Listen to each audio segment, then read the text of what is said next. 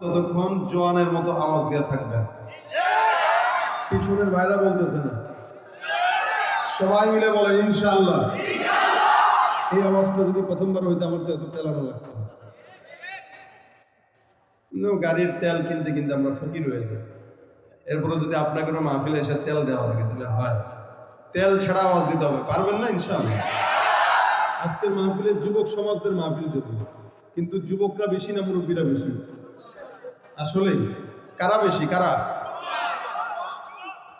না, এটা আমি বিশ্বস্ত হচ্ছি না। আমি একটু পরীক্ষা করব। আমি নারায়ে তাকবীর বলবো, আপনারা কি বলবেন? তবে ভাগ হবে দুইটা। প্রথমে যারা মুরব্বী তারা বলবে, যারা মুরব্বী তারা বলবে, এরপরে যারা জওয়ান তারা বলবে। দেখবো মুরব্বীদের আওয়াজ বেশি না জওয়ানদের আওয়াজ বেশি। বাজানে খুব খুশি হয়ে গেছে, উনি প্রস্তুতি নিয়ে বসছে যে একটা দিবে আজকে, আল্লাহু আকবার, যা আছে গো বলে। কিন্তু আমি দেখতেছি দাড়ি পাকনাওয়ালা মানুষ খুবই কম, এজন্য আমি মুরব্বীদের পাল্লাটা একটু ভারী করব। আজকে মুরব্বী তারা বিয়ে করেছেন যারা, ঠিক আছে, যারা যারা বিয়ে করেছে এরা সবাই মুরব্বী। এখন হাতটা তুলে দেখা লাগে কারা কারা বিয়ে করেছেন, হাত তুলেন, তুলেন তুলেন তুলে রাখেন। হ্যাঁ, মাশাআল্লাহ, তুলছেন। এতগুলো মানুষ বিবাহিত? না, দেখেন আপনার পাশে কে তুলে নাই, যদি না তুলে বুঝবেন তার দ্বিতীয় বিয়ে করতে মন চায়। খালি নামটা বলে আমি মাইকে একবার ঘোষণা করে দেব। বাসা আজকে আর রাত্রে ভাতও জুটবে না, ঘুমও জুটবে না। আওয়াজ হবে নারায়ে তাকবীর।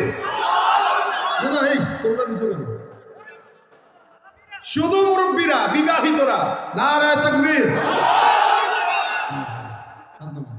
এবার যারা পোলা বানাচ্ছে হাত তুলো, যারা বিয়ে করে নাই এবার তুলো, ঠ্যাংও তুলো, বলো, হাত পাও ঠ্যাং যা আছে সব তুলো।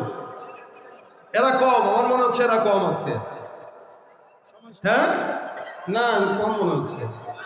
বেশি হইলে এদের আওয়াজেই প্রথমে বোঝা যাইতো। গলা কাশো একটু, আওয়াজ হবে কি আমাদের চেয়ে বেশি হবে ইনশাআল্লাহ। দেখা যাক। লিল্লাহে তাকবীর।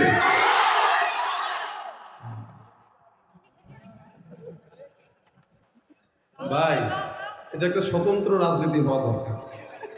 এখানে কোনো প্রকার দুই নম্বরই চলবে না। পোলাবন্ধেরকে আরেকবার সুযোগ দিচ্ছি, নারায়ে তাকবীর। এবার কাদেরটা হয়েছে, ওদেরটাই বেশি জিতাই দিই আমরা, তোমরা জিতাই দিলাম। এই আওয়াজটা শেষ পর্যন্ত থাকবে, থাকবে।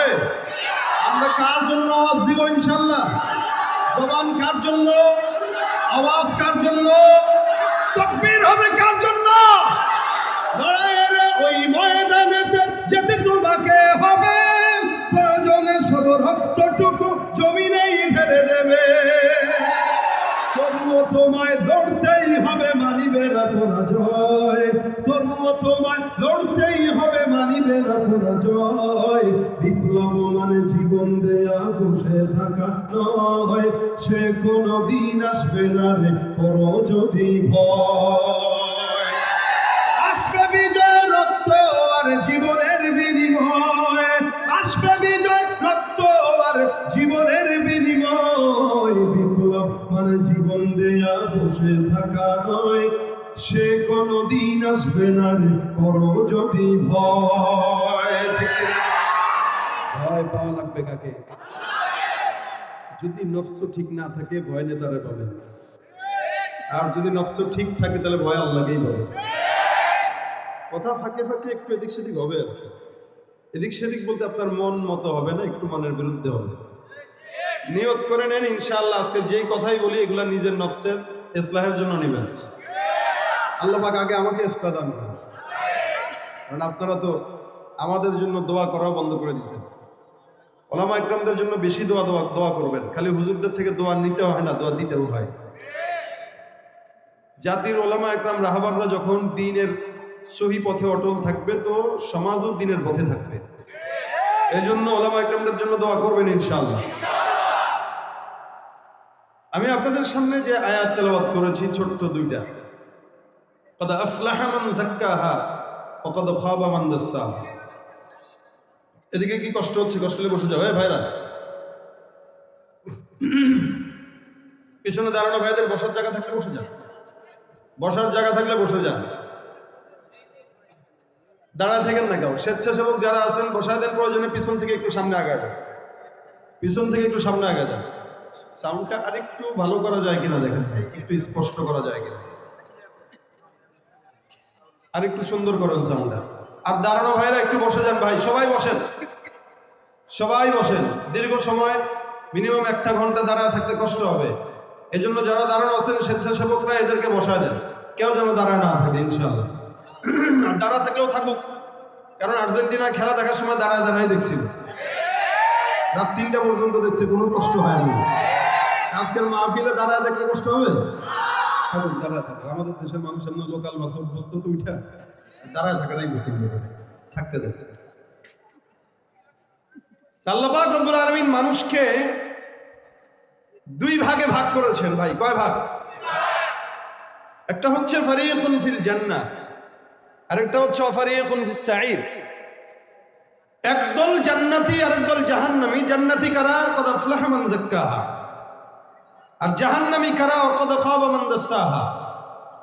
আবার আরেক ভাগে আল্লাহ পাক ভাগ করে বলেন ফামিনহুম শাকী ফামিনহুম সাঈদ। তাদের ভিতর থেকে ফামিনহুম শাকিয়্যুন ওয়া সাঈদ, কেউ থাকবে সৌভাগ্যবান, কেউ থাকবে দুর্ভাগ্যবান। কাদের মধ্য থেকে? মানুষদের মধ্য থেকে। ইনসানের ভিতর থেকে আল্লাহ পাক এই 2টা জাতিকে, কেউ খারাপ কেউ ভালো। অর্থাৎ খারাপ যে তার নফসের হালতও খারাপ, ভালো যে তার নফসের হালতও কি ভালো। এটা কথা আছে, যার দিল ভালো তার সব ভালো। সোজা কথায় এক কথা, যার নফসও ঠিক তার সব ঠিক। এজন্য নবী করিম সাল্লাল্লাহু আলাইহি ওয়াসাল্লাম একটা হাদিসে বর্ণনা করেন, প্রত্যেকটা মানুষের দেহে একটা গোশতের টুকরা আছে যেটাকে লামুদগাহ। আল্লাহ রাসূল হাদিসে বলেন ইন্না ফিল জাসাদি লামুদগাতান ইযা সালুহাত সালুহাল জাসাদু কুল্লু।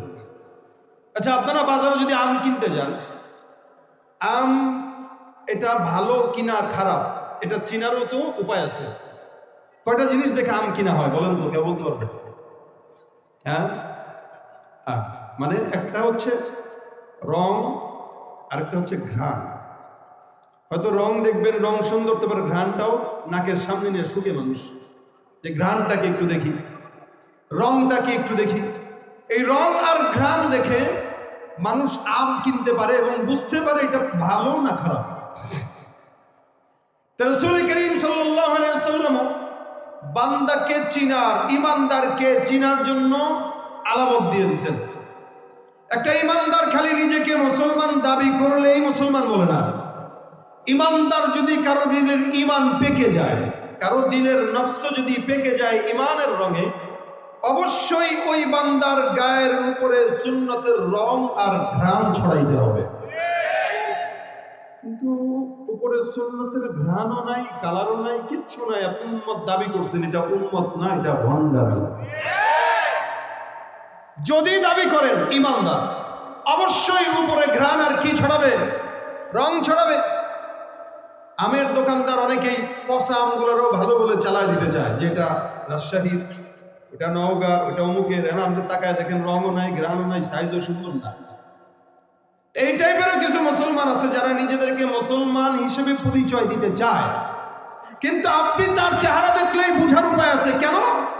যার দিল ঠিক নাই তার গায়ের উপর দিয়া দুর্নীতি, চাঁদাবাজি, সুদ, ঘুষ, সন্ত্রাসী আর গুনাহের দুর্গন্ধ ছড়ায়। দেখলেই বোঝা যায় এটা শয়তান। চেহারায় বলে দেয় এটা নূর নাই। আর ইমানদারদের চেহারা কিভাবে প্রকাশ পাবে? আল্লাহ পাক আসার দিয়ে দিয়েছেন, আল্লাহ পাক আলামত দিয়ে দিয়েছেন। এই আলামত বুঝবা কি?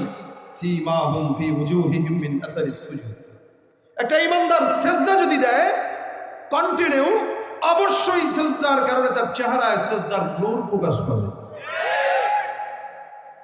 এখন চেহারায় সিজদার নূর নাই, সুন্নতের আভা নাই, কথাবার্তায় রাসূলের মুআমালার কোনো সম্ভাবনাও নাই, আখলাকের ভিতরে রাসূলের চরিত্রের কোনো ছিটে ফোঁটা নাই, খালি দাবি করবেন মুসলমান। আল্লাহ বলেন আমিনান নাসি মান ইয়াকুলু আমান্না বিল্লাহি ওয়া বিল ইয়াউমিল আখির ওয়া মা হুম বিমুমিনিন।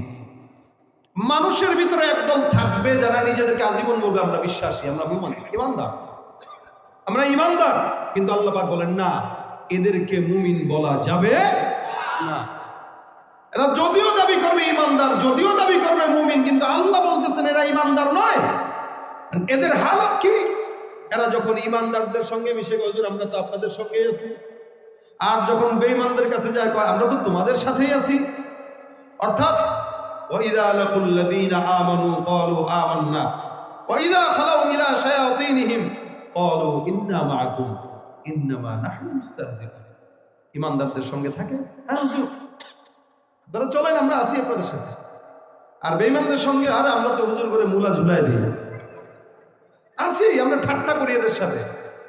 আল্লাহ বলেন আল্লাহু ইস্তাহজিউ বিহিম, ও কিসের সঙ্গে ঠাট্টা করে? কিন্তু আমি আল্লাহ পাক স্বয়ং ওদের সঙ্গে ঠাট্টা করি। যারা বেঈমান, এই সমস্ত মানুষদের পরিচয় আল্লাহ এভাবেই দিয়েছেন, মুদাবদাবিনা বাইনা যালিক, এরা দুই নৌকার মাঝি, না এই দল না ওই দল। এই জন্য ভাই, বিশ্বাসী ইমানদার দাবি করার নামই মুমিন নয়, নয়, নয়। এদেশে অসংখ্য মানুষ নিজেদেরকে ইমানদার দাবি করে, কিন্তু তাকায় দেখেন তার জীবনের শুরু থেকে শেষ পর্যন্ত দুর্নীতি, ঘুষ, চাঁদাবাজি ছাড়া কিচ্ছু পাওয়া যায় না। এই লোক কোনোদিন মুমিন হতে পারে না। এই জন্য ইমানদার দাবি করার নাম ইমান নয়। আমি বিশ্বাস করছি আল্লাহ, না, আল্লাহ পাক রাসূলকেও সতর্ক করে দিয়েছেন, ক্বালাতিল আ'রাবু আমান্না কুল লাম তু'মিনু ওয়ালাকিন কুলু আসলামনা। আরবের লোকেরা বলতো যে আমরা বিশ্বাসী। আমরা কি? বিশ্বাসী। বিশ্বাসী মানে ইমানদার। দেখেন, ঈমান আর ইসলাম কিন্তু আলাদা আলাদা জিনিস। ঈমান হচ্ছে মানুষ কালেমা পড়লো, বিশ্বাস করলো, মানে আল্লাহ যে আছে বিশ্বাস করলো, এটা ইমানদার। কিন্তু আল্লাহ বলতেছেন না, কেউ যদি ইমানদার দাবি করে, ওর ইমানদার দাবি করাটা আপনি শুনবেন না, বরং বলবেন ওয়ালাকিন কুলু আসলামনা, মানে আমরা বিশ্বাসী। এই কথাটা তোমরা বলে না, বরং বলো যে আমরা আল্লাহ পাকের বর্ষতা স্বীকার করে নিয়েছি। বিশ্বাসী হওয়া, বর্ষতা স্বীকার করা, আসমান জমিন তফাৎ। বিশ্বাসী হওয়া মানে আল্লাহ পাক আছে, আমি বিশ্বাস করি, আপনিও বিশ্বাস করেন। আর বর্ষতা স্বীকার করা মানে আল্লাহ পাক আছে বিশ্বাস করি, ইভেন আল্লাহ পাক যেভাবে চলতে বলেছেন ওইভাবেই চলি। এটা হলো বর্ষতা। মানে আল্লাহ পাক তো এই কারণেই বলছেন কি, ওই যে মা খালাকতুল জিন্না ওয়াল ইনসা ইল্লা লিয়াবুদুন, ইবাদতের জন্য। দাসত্ব মানে কি?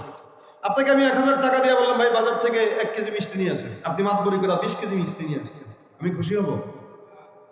তোর মাতবরি করার সুযোগ দিল কি? আমি বললাম 1 কেজি, তুমি আনলা 20 কেজি। অথবা 1 কেজির জায়গায় আপনি একটা নিয়ে আসছেন, স্যার আপনার টাকা খরচ হবে, চিন্তা করলাম একটাই নেই, খুশি হব? ফজরের নামাজ 2 রাকাত, 2 রাকাতে সেজদা 4টা, আর আপনি চিন্তা করছেন মালিক তো বলছে ওয়াসজুদু ওয়াকতারিব, সেজদা দেওয়ার নিকটবর্তী হও, এমন সেজদা দেওয়া দিব আজকে সারা কিয়ামত বানাই দিব। আর আপনি 2 রাকাতে সেজদা 14টা, 4টার জায়গায় দিবেন 24টা, বলেন আল্লাহ খুশি হবে? অথবা একটা দিবেন দেওয়ার মতো করে 5 মিনিট লাগায়া, আল্লাহ খুশি হবে? এটার নাম ইবাদত না, দাসত্ব না, বশত্ব না, এটা হলো মাতবরি। আল্লাহকে আমি তোরে গোলামির জন্য বানাইছি, তুই গোলামি করবি, যেমনে বলছি তেমনে চলবি, আমি আল্লাহ পাকের মানসা মোতাবেক চলা, এটা হলো গোলামি, এটা হলো দাসত্ব। আল্লাহ পাক রব্বুল আলামিন বলেন, এ বান্দারা যারা বলে ঈমান এনেছি, এদেরকে আপনি এটা বলেন না, বরং বলেন যে আমরা দাসত্ব স্বীকার করে নিয়েছি, বর্ষতা স্বীকার করে নিয়েছি। সমাজে অসংখ্য মানুষ বর্ষতা স্বীকার করার দাবি করে, ঠিকই এরা স্বীকার করে না, কিন্তু মুখে মুখে বলে। আর আমরা এটা জানি, মুখে মুখে দাবি করার নাম ঈমান নয়, বরং অন্তর থেকে বিশ্বাস করার নাম ঈমান।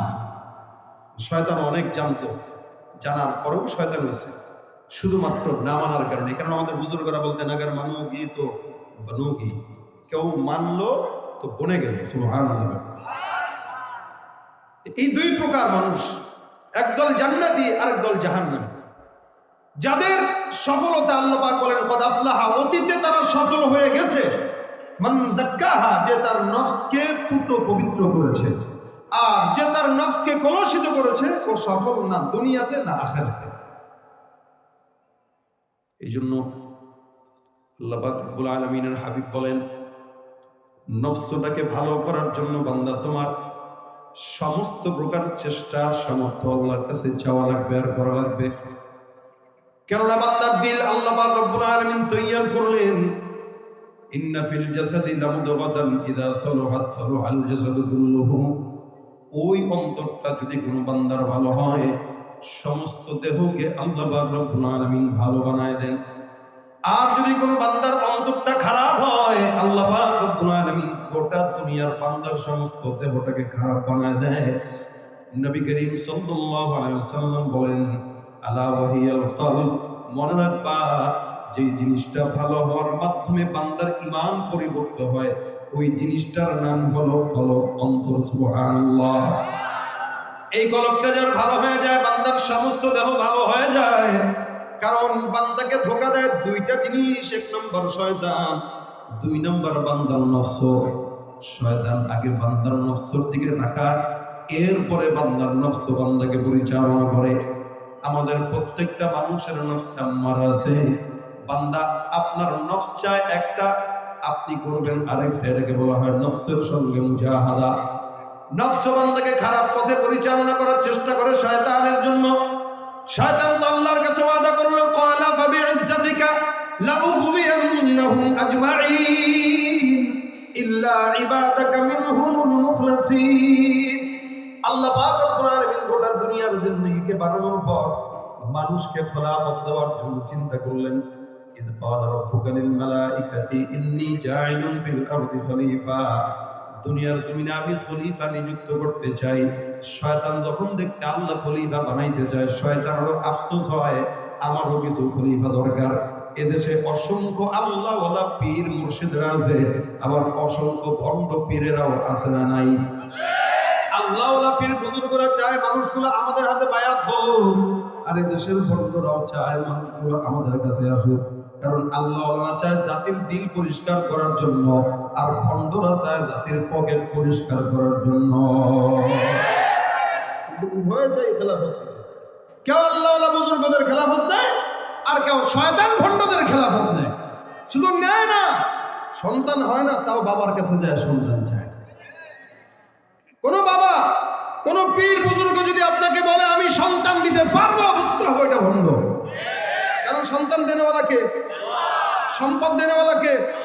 এদের এদের এদের খানকার ভিতরে দেখবেন 4-5টা রাস্তা থাকে।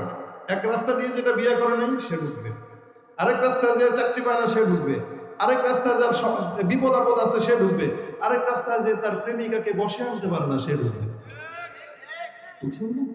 4-5টা রাস্তা দিয়ে রাখছে, আসো যার মন চায় যেখান দিয়ে আসো। আজীবন বিয়ার শাদী না কইরা সন্তান যদি বাবার কাছে চান হবে? অথচ বিয়ে করলেন, সময় মতো সন্তান নিলেন না। আমাদের দেশে এখন তো সময় মতো বিয়েও করে না। এই বিয়েটাকে এখন কঠিন বানায় ফেলছে, যার কারণে জেনা ব্যভিচারটা সহজ হয়ে গেছে। বিয়ে যত সহজ হবে জেনা তত কমবে, আর বিয়ে যত কঠিন হবে জেনা তত বাড়বে। এখন বিয়ের সময় মতো করে না, 30 বছর বয়সে করলো, 35-40 পর্যন্ত অপেক্ষা করে বড় নিয়ে এখানে হানিমুন আর হানিমুন। একবার কক্সবাজার, কুয়াকাটা, সিলেট, জাফলং, খাগড়াছড়ি, রাঙামাটি সব ঘোরা শেষ। 40 বছর এসে চিন্তা করলো যে না, এখন একটা সন্তান মোটামুটি দরকার। সন্তান এখন নিতে চাইছে, এখন আর সন্তান হয় না। এখন কি করবে? খাজা আজমিরের শরীফে যায়, না তো শাহজালাল রহমতুল্লাহ মাজারে যায়। বাবা গো একটা দে, কি বলে? আপনাকে মনে হয় এই কথা একটু দ্বিমত আছে? দ্বিমত আছে না? এখানে কেউ আবার এরকম আছেন যারা যান? থাকলে বলেন, বুঝাই আমি, আপনি আমার বুঝান। তাহলে দেখেন, কেউ দেনেওয়ালা কে? আল্লাহ। যে কবরে শুয়ে রয়েছে সে কিভাবে দিবে? সে যদি দিতে পারতো তাহলে সে বলতো, সে যদি কথা বলতে পারতো তাহলে বলতো, বেটা আরে আমি তো আমার সন্তান রেখে আসতে পারি নাই, তোরে কেমনে সন্তান দিবে? এখন যদি সময় মতো না যায়, এখন যদি খাজা বাবার দরবারে গেছে মনে করেন, যাওয়ার পর এখন বাবাও চিন্তা করছে, কিরে ঠিকই তো, আচ্ছা ব্যাক কর, তো সন্তান হয় না, এক কাম কর, তো আমাদের নিজাম তো আছে। নিজাম কি? বিবিরে আমাদের এই খানকার ভিতরে এতেকাফে রেখে যায় 1 সপ্তাহ। যা এতেকাফে রাখলে সন্তান হয়ে যাবে। মনে রাখবেন, 1 সপ্তাহ এতেকাফে বাবার দরবারে রাখার পরে যদি সন্তান হয়, বুঝবেন এটা আপনার না আপনার বাপের সন্তান। কথা বলো না? পূজা চলছে দেশটা জুড়িয়া, শিরকি আর ভণ্ডামিতে দেশটা গেছে ভরিয়া। পীর মাজার পূজা চলছে দেশটা জুড়িয়া, শিরকি আর ভণ্ডামিতে দেশটা গেছে ভরিয়া। গাজার কলকি টান মারিয়া, গাজার কলকি টান মারিয়া দেখায় খাজার শাহ। ওরা শিক্ষিত শয়তান, ওরা শিক্ষিত শয়তান, ওরা শিক্ষিত শয়তান, ওরা শিক্ষিত শয়তান। দুর্নীতির ওই আখড়ায় বসে জাহির করে জ্ঞান, কলম দিয়ে কামায় টাকা ধরে সাধুবার। ওরা শিক্ষিত শয়তান, ওরা শিক্ষিত শয়তান, ওরা শিক্ষিত শয়তান, ওরা শিক্ষিত শয়তান। শিক্ষাঙ্গনের দিকেও বাইরে দেখো না চোখ মেলিয়া, ছাত্ররা সব বই ছাড়িয়া থাকে শুধু প্রেম লইয়া। আপনাদের এই সাইডে এখন প্রেম প্রীতির আড্ডাখানা একটু বেশি জমে, কি বলেন? পার্ক বেশি, আড্ডাখানাও। এবং এই যে বললাম আপনাদের ঠিকের আওয়াজটা মনে হলো একটু এখলাসটা বেশি হয়েছে, তার মানে এই জায়গায় এগুলো বেশি চলে, কি বলেন? এজন্য যেগুলো হাত তুলছে যদি বয়স হয় দুইটা বাপ মার কাছে যায় বিয়েটা পড়াই দিয়ে পারবেন তো ইনশাল্লাহ। বিয়ে যত আগে করবেন, আগে বলতে সময় মতো করবেন, সন্তানেও বরকত হবে, সম্পদেও বরকত হবে। বিশ্বাস হয় না? হয় না? এবং বিয়েটা ইমানের অর্ধেক পরিপূর্ণতা দান করে। কি করে? ইমানের অর্ধেক পরিপূর্ণতা দান করে বিয়ের মাধ্যমে, বাকি অর্ধেকটা আমল করে করবেন। আল্লাহ যেগুলো বিয়ে শাদী করে নাই, বয়সটা হয়েছে, আল্লাহ এদেরকে বিয়ে শাদী করার তৌফিক দিক। এটা করবেন তো ইমান ঠিক থাকবে, অন্তর এমনি পরিচ্ছন্ন হয়ে যাবে, সুন্দর হয়ে যাবে, তখন আর অন্য বেডিরে মজা লাগবে না তেমন। আর যদি নফস খারাপ হয়, বিয়ে একটা কেন 10টা করলেও কেন শয়তান মজা লাগায় দেয়। বলতেছি আস্তে আস্তে দেখেন, নফস বান্দার এবং শয়তান দুইটা মিলে বান্দাকে ধোঁকা দেয়। আল্লাহ পাক বলে আমি খলিফা নিযুক্ত করতে চাই, শয়তান বলে মালিক তুমি আমাকে গোটা দুনিয়ার সব বান্দা যারা তোমার ইজ্জতের কসম, এই সবগুলোরে আমি শয়তান ধোঁকা না দিয়ে ছাড়বো না। কলা ফাবি ইজ্জতিকা লাউগবিয়ান্নাহুম আজমাইন, সব বান্দাদেরকে ধোঁকা না দিয়ে ছাড়বো না, তবে এক প্রকার বান্দা, ইল্লা ইবাদাকা মিনহুমুল মুখলাসিন, ইখলাসওয়ালা বান্দা, মুখলিসিন যারা, নামাজি কালামি যারা, সৎ বান্দা যারা, আল্লাহওয়ালা বান্দা যারা, এদেরকে ধোঁকা দিতে পারবো না। কেন? এদের ঈমানটা এত মজবুত। এই মজবুত ঈমান দিয়ে শয়তান কোনোদিন বান্দার সঙ্গে পারার কথা না। এই জন্য শয়তান আগে থেকে আল্লাহর কাছে সারেন্ডার হয়ে গেল, মানে সব বান্দাদেরকে ধোঁকা দিতে পারলো, ঈমানদারকে পারবো না। এই ঈমানদার কারা? মুখলিসিন কারা? ক্বাদ আফলাহা মান যাক্কাহা। আল্লাহ পাক রব্বুল আলামিন বলে যারা নিজের নফসকে সুন্দর করে সাজায় নিল, ঈমানের রঙে সাজায়, এদেরকে আমি আল্লাহ দুনিয়াতেও সফলতা দিলাম, কিয়ামতের ময়দানেও সফলতা দান করলাম। আর যারা নফসের গোলামি করে, এই সমস্ত বান্দারা দুনিয়াতেও বিফল, কিয়ামতের ময়দানেও বিফল। কারণ শয়তান তাদের দিলটাকে আচ্ছন্ন করে দিয়েছে। আল্লাহ পাক বলেন শয়তান এমন একটা খারাপ লোক, খারাপ শয়তান, যে শয়তানটা বান্দাকে চতুর্দিক থেকে বান্দাকে জাল বিছায় দেয়, গুনাহের জাল। আল্লাহ পাক রব্বুল আলামিন বলেন সুম্মা লাআতিয়ান্নাহুম মিন বাইনি আইদিহিম ওয়া মিন খালফিহিম ওয়া আন আইমানিহিম ওয়া আন শামাইলিহিম ওয়া লা তাজিদু আকতারাহুম শাকিরিন। আল্লাহ পাক রব্বুল আলামিন বলে হে মুমিন, চতুর্দিক থেকে শয়তান বান্দাকে ধোঁকা দেয়, মনে রাখবা, একবার ডান দিক থেকে, একবার বাম দিক থেকে, একবার সামনে থেকে, আরেকবার পিছন থেকে, এমন ভাবে জাল বিছায়া যায়। একটা মাঝি যেরকম নাকি মাছ ধরার জন্য চতুর্দিকে ব্রিগেড দিয়ে জাল বিছায়া দেয়, শয়তান বান্দাকে জাহান্নামে নেওয়ার জন্য, জমা করার জন্য চতুর্দিক থেকে গুনাহের আসবাব দিয়া বান্দাকে ঢেকে দেয়। এমন ভাবে শয়তান গুনাহের জাল বিছায়া দেয়, কখনো কখনো দুর্নীতির জাল, কখনো কখনো সুদের জাল, কখনো কখনো হারামের জাল, কখনো কখনো ঘুষের জাল, কখনো কখনো যৌতুকের জাল, কখনো কখনো ইয়াবার জাল, কখনো কখনো অন্যায়ের জাল, কখনো কখনো সন্ত্রাসীর জাল। এক এক জায়গায় এক এক বান্দাকে এক এক রকম ভাবে শয়তান চাল বিছায় দেয়। আর যখন বান্দা গুনাহ করে ওই গুনাহটাকে শয়তান বান্দার চোখের সামনে জাঁকজমকপূর্ণ বানায় দেয়, এমন সুন্দর বানায় বান্দার চোখের সামনে গুনাহটাকে তখন গুনাহ মনে হয় না, হালাল মনে হয় না। আউযুবিল্লাহ। এই জন্য আল্লাহ পাক বলেন ওয়াযায়্যানা লাহুমুশ শাইতানু মা কানু ইয়ামালুন। হে মুসলমান, খুব বুঝবেন, আল্লাহ পাক রব্বুল আলামিন বলে, বান্দা যখন নাকি কোন বান্দা গুনাহ করতে চায়, শয়তান বান্দার গুনাহটাকে চোখের সামনে সুন্দর বানায় দেয়, যার কারণে বান্দার কাছে ঘুষটাকেও ঘুষ মনে হয় না, স্পিড মানি গুলা খায়। যত ঘুষ দিব তত কাজের ভিতরে বরকত হয়, তাই না? যত টাকা দেয় তত বরকত হয়, যত টাকা দেয় তত কাজে স্পিড বাড়ে। এই কারণে নামই দিয়ে দিছে স্পিড মানি, আছে না নাই? আবার বান্দা যখন সুদ খায়, সুদের নামটা ইন্টারেস্ট অথবা মুনাফা বলে খায়। কি বলেন? সুদের নাম দিয়ে পাল্টা পাল্টা খায়। যৌতুক খায় বউরে পিটাইয়া, এরপরে যৌতুকটার নাম পাল্টাই দেয়া কয় এটা উপহার। শয়তান এমন সুন্দর করে বান্দার সামনে গুনাহটাকে প্রেজেন্ট করে, শয়তান এমন সৌন্দর্য বানায় দেয়, বান্দা গুনাহের সৌন্দর্যে ডুবে তারপরে গুনাহ করে, বুঝেও না এটা যে হারাম, এটা যে খারাপ জিনিস। কারণ আল্লাহ পাক বলেন, বান্দা তখন যা করে শয়তান চোখের সামনে সুন্দর বানায়। এই জন্য হারাম জিনিসটাকেও বান্দার কাছে মজা লাগে। দেখবেন এমন সুন্দর গুনাহটাকে বান্দার সামনে প্রকাশ করে, ঘরের মধ্যে সুন্দরী বিবি থাকা সত্ত্বেও কাজের বেড়িটার দিকে বান্দার নজর যায়। তখন আর সুন্দরী বিবির মজা লাগে না। আরে কাইল্লা যেটা কাজের মেয়ে, ওই রংপুর থেকে আসছে, ময়মনসিং থেকে আসছে, কথা বলতে গেলে মুখ দিয়ে থুবে রয়, কাল্লা, কোনো দিকে ওয়াদ নাই, ঘরে এত সুন্দর বউ থাকতে কয়, পরে আবার শোনা রে, ওরে জরিনার মারে। আরে স্যার, আপনি আমার দিকে কি পাইলেন? ম্যাডাম এত সুন্দর। আরে তুই যে কি জিনিস, আমার চোখ যদি তোর চোখে লাগায় দেখবি। ঢাকা শহরে অসংখ্য জায়গায় হয়, কাজের মেয়ের সঙ্গে ভেঙে চলে যাচ্ছে স্বামী, স্ত্রী কান্দে আর কপাল পোড়া। আহারে কি পাগলে পাইলো, আমার মতো সুন্দরী বউ থাকতো, ওর পিছনে কি? কেন ওর পিছনে কেন গেল? শয়তান গুনাহটাকে সুন্দর বানায় দিছে, যার কারণে হারামটাকেও সুন্দর লাগতেছে, অন্যায়টাকেও ভালো লাগতেছে, খারাপটাকেও মজা লাগতেছে। কারণ শয়তান সব গুনাহকে তার চোখের সামনে চকচক করায় দেয়, এই কারণে করতেও মজা লাগে। গুনাহটা এমন জিনিস, চুলকানি রোগ আছে না, এই ঘাওজানিটা চুলকাইতে কিন্তু মজা লাগে, কিন্তু চুলকানোর পরে জ্বলে। গুনাহ ঠিক এমন, করার সময় আরে বাপরে বাপ ছাড় করি আগে। দেখবেন যাদের চুলকানি আছে, খালি হাতটা যদি ধরে রাখতে পারেন, ভাই চুলকাইস না, ছাড়েন ছাড়েন ছাড়েন, আল্লাহ এমনি এমনি ঘষা দিবে। চুলকানি শেষ, ছুলে গেছে, আয় হায় রে কি করলাম, রক্ত বের হয়ে গেছে, আহা এখন জ্বলে।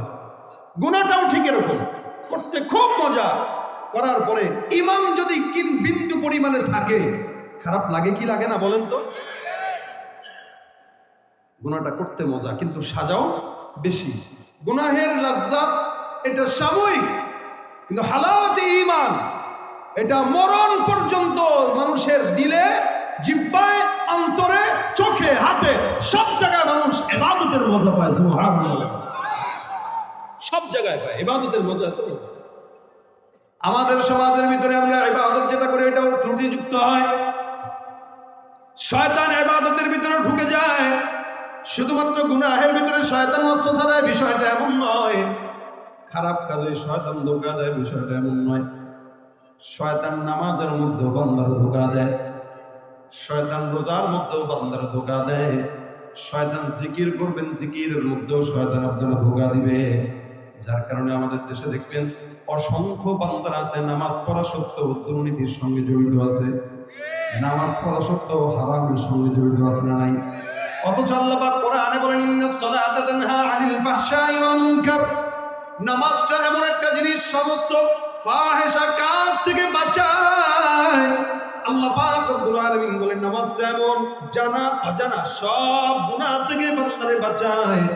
কিন্তু ওই বান্দা নামাজ পড়ার পরও যদি গুনাহ করে, বুঝতে হবে নামাজটা নামাজের মতো হয় নাই। শয়তান নামাজের মধ্যে চলে আসে ধোঁকা দেওয়ার জন্য। দেখবেন নামাজে দাঁড়াইলে যত উল্টাপাল্টা চিন্তা নামাজের মধ্যে ভর করে, দোকানের হিসাব কয় টাকার মাল এটা নামাজের মধ্যে দাঁড়াইলেই মনে হয় না, হয় না। নামাজের মধ্যে ইবাদতের মধ্যেও শয়তান বান্দাকে ভাগ বসাইতে চায়। এমন একটা শয়তানের বাচ্চা, এমন একটা শয়তান চতুর্দিক থেকে বান্দাকে ঘেরাও করে, বান্দা তুই নামাজে দাঁড়াইবি, আমি শয়তান সেখানেও তোর ছাড়বো না। যার কারণে বান্দা নামাজ পড়তে দাঁড়াইলেও শয়তান ধোঁকা দেয়, যার কারণে জিকির করতে গেলেও শয়তান বান্দার ধোঁকা দেয়।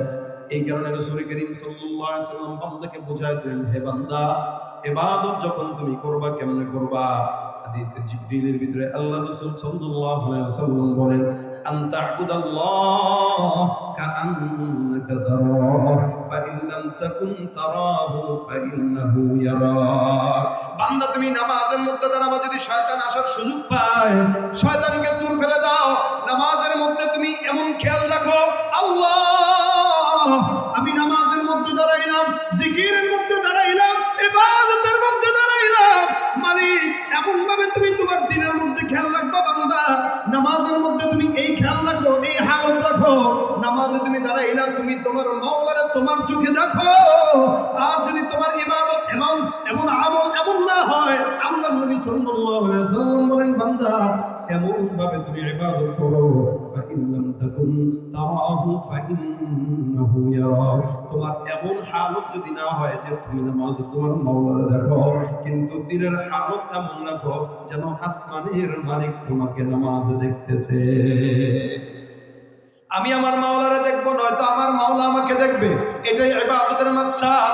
যদি কোনো বান্দা এমন ভাবে নামাজ আদায় করে, আমার আল্লাহ আমাকে দেখে, জিকির আদায় করে আমার আল্লাহ আমাকে দেখে, ইবাদত করে আমার আল্লাহ আমাকে দেখে, রাত্রিবেলা গুনাহ করে আমার আল্লাহ আমাকে দেখে, ওই মুসলমান কোন বান্দা 24 ঘন্টা আল্লাহ দেখে, আল্লাহ দেখে, আল্লাহ দেখে, এই হাল যদি দিলের মধ্যে রাখে, আল্লাহর কসম বান্দা কোনদিন গুনাহের দিকে এক পাও আগাইতে পারবে না।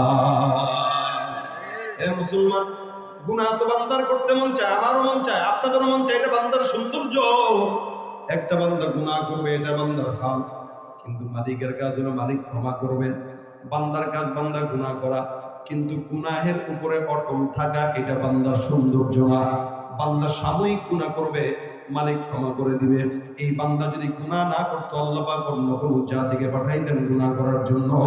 কিন্তু বান্দার সৌন্দর্য হলো গুনাহ করার পরও তওবা করে মালিকের দরবারে নিষ্পাপ হয়ে তারপরে কবরে যাবে। কারণ আল্লাহ পাক রব্বুল আলামিন বলেন, লা তামুতুন্না ইল্লা ওয়া আনতুম মুসলিমুন। অন্য কোন দল করো বা যাই করো, এটা তোমার ব্যক্তিগত ব্যাপার, কিন্তু খবরদার একমাত্র মুসলমান না হয়ে বান্দা কবরে আইসো না।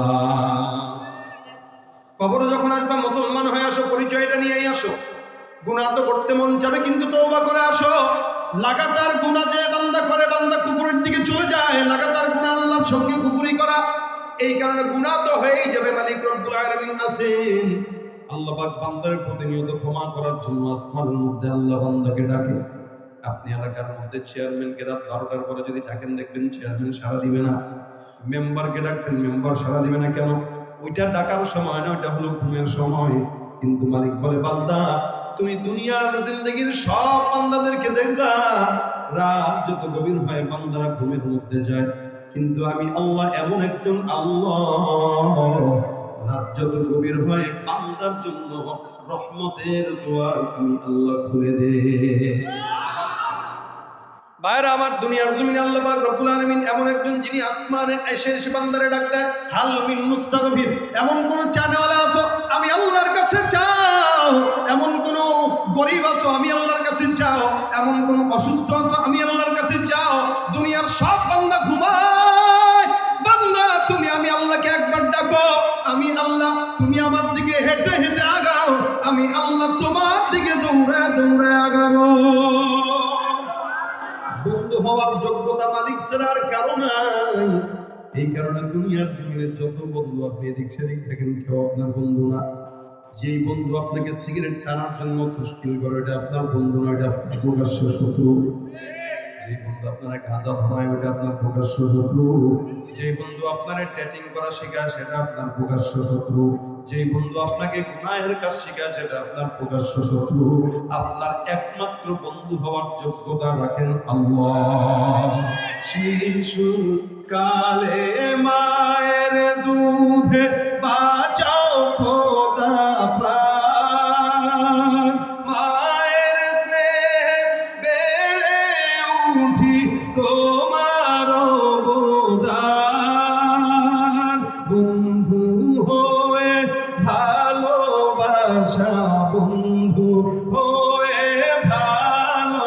ভালোবাসা ছড়াও জগৎময়,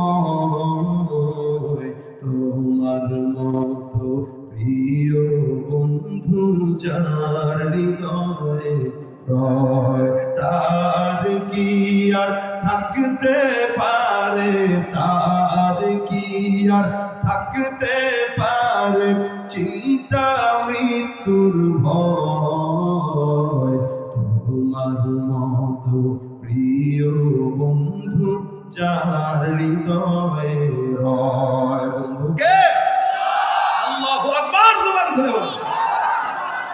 বাইরে আমার এই কারণে গুনাহের রাস্তা জাহান্নামের, নেকির রাস্তা কোন জায়গার? জান্নাতের।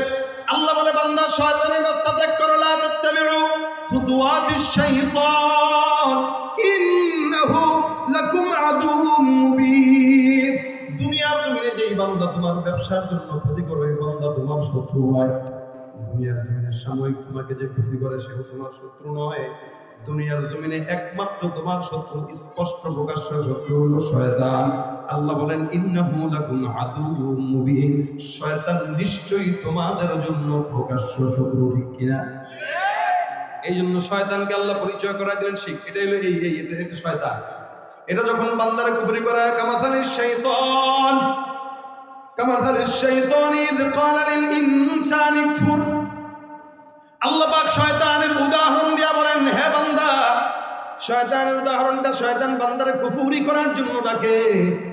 বান্দা যখন কুফরি করে, গুনাহ করে ফেলায়, তখন গুনাহের কারণে বান্দা শয়তান থেকে বেশি বড় শয়তান হয়ে যায়। যার কারণে শয়তান এখন ডাক দিয়া কয়, ইন্নী বারিউম মিনক, আমি তোর থেকেও পানা চাই, ইন্নী আখাফুল্লাহ রাব্বাল আলামিন। শয়তান তখন ডাক দেয়, আল্লাহ আমি কি শয়তান? তো আমার চেয়ে বড় শয়তান। যেগুলো পর্দার বিরুদ্ধে করে এগুলো শয়তানের চেয়েও বড় শয়তান। যেগুলো নামাজের বিরোধিতা করে এগুলো শয়তানের চেয়েও বড় শয়তান। এগুলো আল্লাহু আকবার ধ্বনির বিরোধিতা করে এগুলো শয়তানের চেয়েও বড়। যাদের কাছে মানুষকে মানুষের জাত মনে হয় না, অন্য জানি অন্য প্রাণী মনে হয়, এই সমস্ত বিবর্তনবাদের সবক যারা শুনে, আরো শয়তানের থেকেও বড়। যাদের কাছে পর্দা ভালো লাগে না, আকাবিরদেরকে ভালো লাগে না, যাদের কাছে দাড়ি ভালো লাগে না, এরা শয়তানের চেয়ে তো কি শয়তান। শয়তান আল্লাহ আমার তো শয়তান বানাইছে ঠিক, কিন্তু দেখো আমি যেগুলোর খেলাফত দিছি এগুলো আমার চেয়ে বড় খলিফা হয়ে গেছে।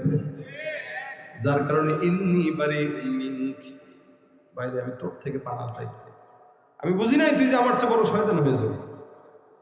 কারণ শয়তান কয় ইন্নী আখাফুল্লাহ রাব্বাল আলামিন, আমি তো আমার মালিককে ভয় পাই, তুই তো বড় আল্লাহরও ভয় পাস না। আল্লাহ পাক এই জন্যই তো মানুষের ব্যাপারে বলেছেন উলাইকা কাল আনআম, এগুলা কিসের মতো বলেন? না না, পরে আবার কি বলছেন? বালহুম, তার চাইতেও। আবার আরেক জায়গায় বলতেছেন ওয়ালাকাদ কাররামনা বানি আদম, আমি জাতিকে, মানব জাতিকে, কোন জাতিকে? বনি আদমকে। বনি আদম মানে আদমের সন্তানদেরকে। আদমের সন্তানদেরকে আমি আল্লাহ কি বানাইলাম? কথা কয় না, ঘুমায়। সম্মানিত, কাররামনা, সম্মানিত বানাইলাম। আরেক জায়গায় বলতেছেন এগুলো কুকুরের চেয়েও খারাপ। তাহলে দুই কথা দুই রকম হয়ে গেল না? তার মানে সময় বেঁধে আল্লাহ পাকও কখনো এদিক সেদিক কথা বলছেন, আর আমরা এক এক সময় এক এক রকম কথা বললে হুজুর একবার এটা বলছে, আরেকবার এটা বলছে। আমার আল্লাহ তো একবার একটা বলছেন, কেন বলছেন? সিয়াক সাবাক বুঝে কথা বলে, স্থান কাল পাত্র, কোন জায়গায় যেটা বলা দরকার। কোন মানুষকে আল্লাহ পাক বলছেন কাররামনা, কোন মানুষকে? যেই মানুষটা ইন্না আকরামাকুম ইনদাল্লাহি আতকাকুম, আল্লাহ পাক ডাক দেয়া বলে ইন্না খলাকনাকুম মিন যাকারিন ওয়া উনসা ওয়া জাআলনাকুম শুউবা ওয়া ক্বাবাইলা লিতাআরাফু, তোমাদেরকে আমি আল্লাহ এক পুরুষ এক নারী থেকে বানাইলাম, গোত্রে গোত্রে বংশে বংশে ভাগ করে দিলাম, যেন তোমরা একে অপরের সঙ্গে পরিচিত হতে পারো। দেখেন আল্লাহ পাক মানুষকে বংশে বংশে ভাগ করেছেন, তার মানে বংশের পরিচয় বড় পরিচয় নয়। লাস্টে বলছেন মনে রাখবা বংশটা দিলাম পরিচিত হওয়ার জন্য, কিন্তু আমি আল্লাহর কাছে বংশের দাম নাই। ইন্না আকরামাকুম ইনদাল্লাহি আতকাকুম, বান্দার ভিতরে যেই বান্দার তাকওয়া বেশি থাকবে, আমি আল্লাহর দরবারে ওই বান্দার দাম বেশি থাকবে। তাহলে বোঝা গেল সম্মানিত কোন বান্দা? যার ভিতরে তাকওয়া আছে, যার নফস পবিত্র আছে, ওই বান্দাই দামি আল্লাহর কাছে, ঠিক কি না? এখন আল্লাহ বলেন উলাইকা কাল আনাম, এগুলো সব গরু ছাগলের মতো, হায়াওয়ানের মতো। এই মানুষ কেমনে কুকুরের মতো হয়? আপনাদেরকে প্রশ্ন করি, জবাব দেন তো। নামাজ বান্দার জন্য ফরজ না কুকুরের জন্য? মানুষের জন্য, তাই না? মসজিদে গেলে নামাজি পাওয়া যায়নি, ফজরের নামাজে তারও নাই, খালি 7 জন 8 জন 10 জন একদম দাড়ি পাকাওয়ালা যারা আছে এরা কোনো মতে ফজরের নামাজে যায় আর কি, আর বাকি সব নাট্যেরা ঘুমায়। তাহলে নামাজটা ফরজ বান্দার উপরে। কার উপরে? বান্দার উপরে। কোন কুকুরকে দেখছেন মাথায় টুপি দিয়ে মসজিদে ঢুকতে? কারণ এটা তার জন্য না, হায়াওয়ানের জন্য নামাজ না, কুকুরের জন্য নামাজ না। নামাজ কার জন্য? মানুষের জন্য। আল্লাহ কয় কুকুরেরও নামাজ নাই, তোরও নামাজ নাই। কুকুরেরও রোজা নাই, তোরও রোজা নাই। কুকুরের ইবাদত নাই, তোর ইবাদত নাই। তাহলে তোর ভিতরে আর কুকুরের ভিতরে পার্থক্য কোথায়?